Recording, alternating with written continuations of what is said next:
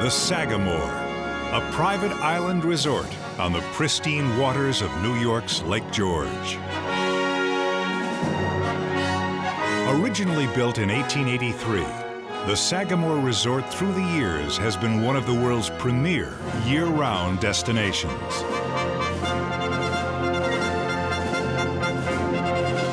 The legendary Scottish architect Donald Ross was commissioned to build a golf course for hotel guests, and in 1928, his layout was open for play. Today, the Sagamore Golf Club endures as a masterpiece of classic design, and the natural beauty of this course is a memorable feature for all who play it. This is the spectacular view of Lake George that greets every player as they begin their round at the Sagamore. The first hole is a straightaway par 4.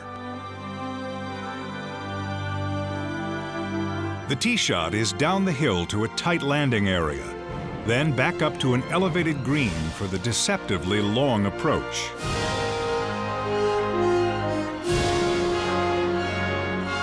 The green slopes severely from back to front, so the ideal shot stays below the hole here. An iron off the tee is the prudent shot at the second hole, for a longer drive must fade around the corner. This is the shortest par 4 on the front side and provides an early birdie opportunity. The uphill second shot must avoid the deep bunker to the right of the green, but the putting surface is relatively flat in contour.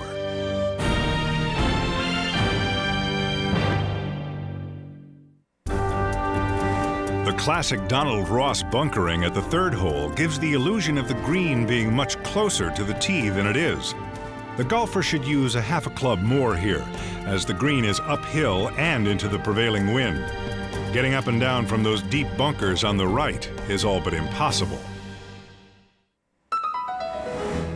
This is the longest par 4 hole at the Sagamore Golf Club. The tee shot tends to kick to the left, but the long second shot is to a green with a generous opening to allow for a downhill shot to run up and on.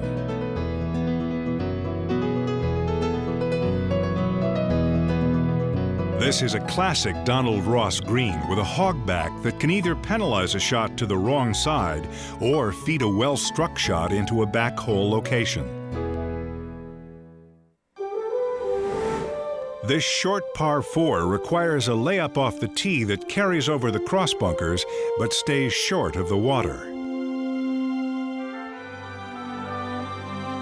The approach shot is one of the most demanding at the Sagamore, as the green is the smallest on the course and there's trouble left and right. The bunker protects a back right pin placement, and its deep face is classic Donald Ross design. A perfectly executed shot is mandatory to have any chance of saving par. There are only 2 par 5 holes at the Sagamore, one on each side. This is a demanding tee shot, back into the wind with water left and right. Great care must go into the second shot, as it must stay short of the water hazard that protects this green. The water makes the length of the approach shot deceptive, usually a half a club more than the yardage indicates. Another hogback on this green can make for some challenging putts.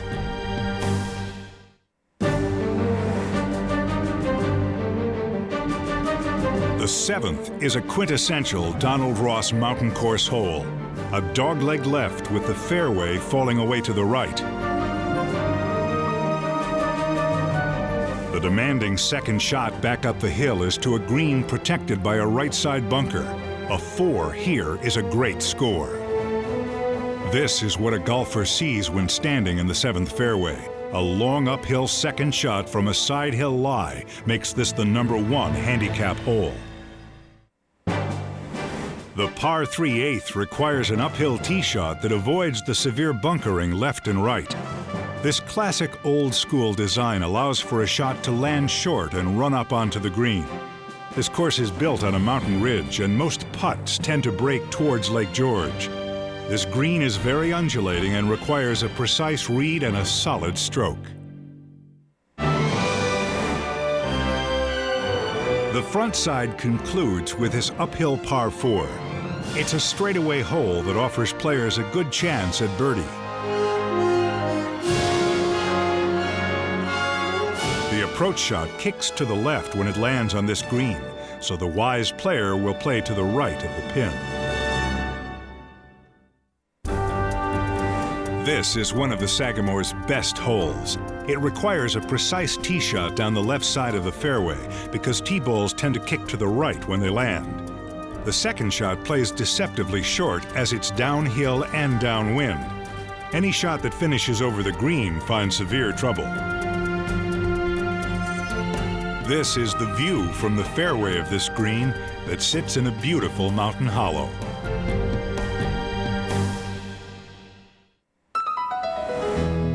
A stretch of the most beautiful holes at the Sagamore begins at the 11th, the shortest hole on the course. The view from the tee at this little par 3 is to be truly savored. The green is the flattest on the course and presents a very good birdie opportunity. The true mountain character of this course is embodied at the 12th hole. Donald Ross used the natural terrain to create this magnificent par 4 hole. The tee shot need not be long, but it must be straight and in the fairway. A well-struck approach shot back up to this receptive green will present a birdie opportunity. The green is relatively flat, but putts break subtly towards Lake George. This par 4 hole begins with a blind tee shot over the hill.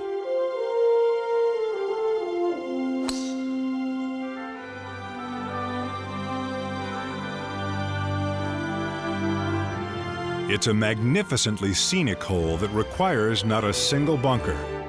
The ideal drive lands in this area that cannot be seen from the tee. Then it's a long uphill second shot to the green. A 4 here is a great score, as it is the most difficult hole on the back 9.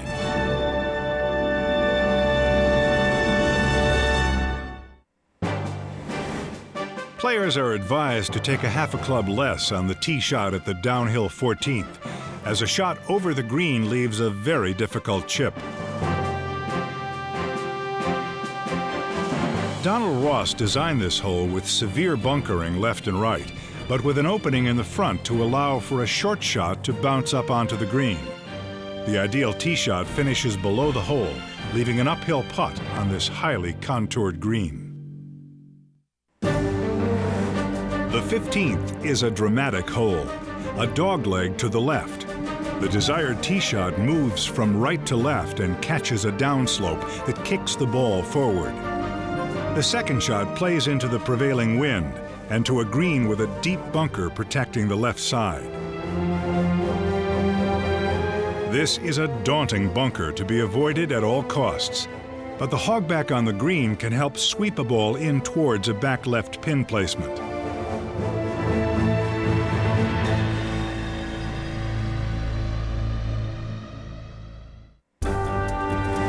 This is the 16th hole at the Sagamore. It's the shortest par 4 of the round, and this uphill dogleg is a true shotmaker's hole. After a layup tee shot, the approach is with a short iron over a ravine to a demanding green that slopes from right to left.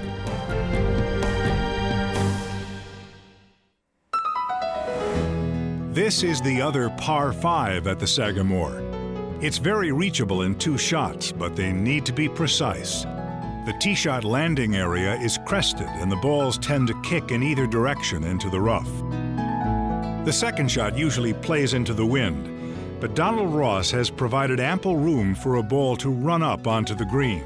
The 17th presents another fine birdie opportunity. The home hole is an uphill par 4. The tee shot should favor the left side of the fairway, but it lands into a hill that doesn't provide much forward roll. The approach is to one of the largest greens on the course, another with a hogback ridge. On this green, A pressure putt with the match on the line is a thrilling challenge. But when the final putt drops, the player has completed a round at one of the world's classic golf courses, the Sagamore Golf Club.